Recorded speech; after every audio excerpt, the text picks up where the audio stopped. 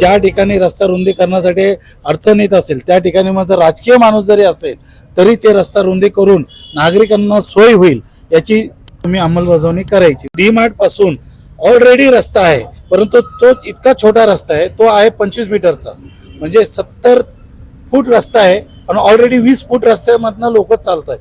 तर आमची अपेक्षा आहे की तो 70 उपस्थित आहे कोंढवा पोलीस स्टेशन मध्ये। इथं आज इथे कोंढवा मधले बरेच सोसायटीचे लोक इथं उपस्थित आहे। ट्रॅफिक डिव्हिजन मध्ये ट्रॅफिकचं जे रूट आहे ते चेंज करण्यात आलेला होता असं सांगितलं गेलं होतं। तर त्यासाठी जे लोक आहेत ट्रॅफिकचे जे रहिवासी इथले ते त्याला ॲग्री नाही आहेत। तर काय प्रकरण आहे नेमकी काय आहे आपण इथल्या रहिवासीकडनं जाणून घेऊया। सर काय नाव तुमचं?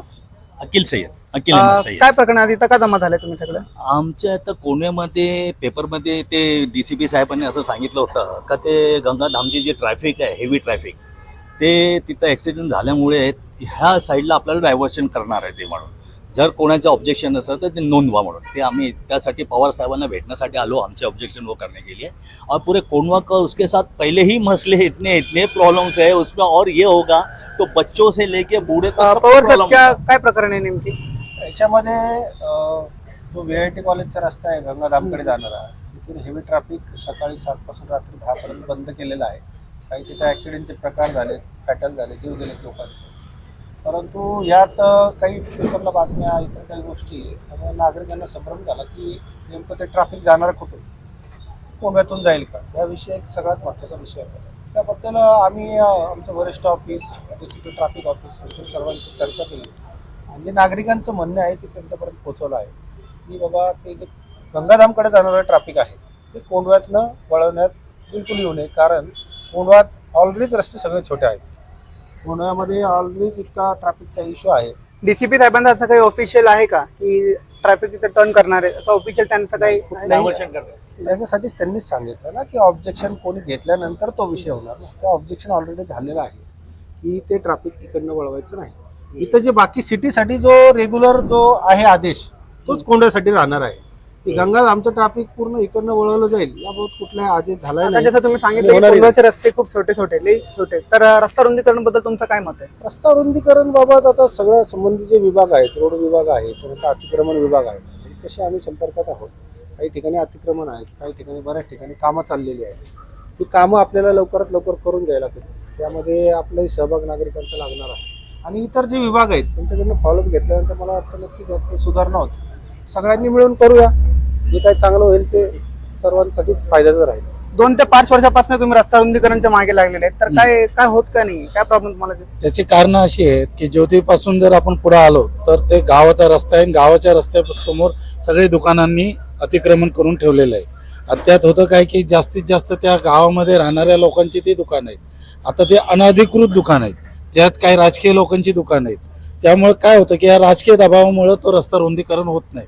परंतु आता आदेश मुख्यमंत्र्यांनी स्वतःच दिलेला आहे की ज्या ठिकाणी रस्ता रुंदीकरणासाठी अडचण येत असेल त्या ठिकाणी माझा राजकीय माणूस जरी असेल तरी ते रस्ता रुंदी करून नागरिकांना सोय होईल याची तुम्ही त्वरित कारवाई करून त्या लोकांना, नागरिकांना सुटसुटीत वाहतूक होईल याचं तुम्ही अंमलबजावणी करायची। दुसरी गोष्ट अशी आहे की डी-मार्ट पासून ऑलरेडी रस्ता आहे, परंतु तो इतका छोटा रस्ता आहे, तो आहे 25 मीटरचा, म्हणजे 70 फूट रस्ता आहे आणि ऑलरेडी 20 फूट रस्त्यामधनं लोक चालत आहेत। तर आमची अपेक्षा आहे की तो 70 फूटच झाला पाहिजे। हा 44 मीटरचा रस्ता आहे, हा 180 फूट ऐवजी आम्हाला 120 फूट द्या। ऑलरेडी आता किती आहे? 50 फूट। तर आमची अपेक्षा काय आहे की तुमच्याकडे आम्हाला जास्त नकोच आहे।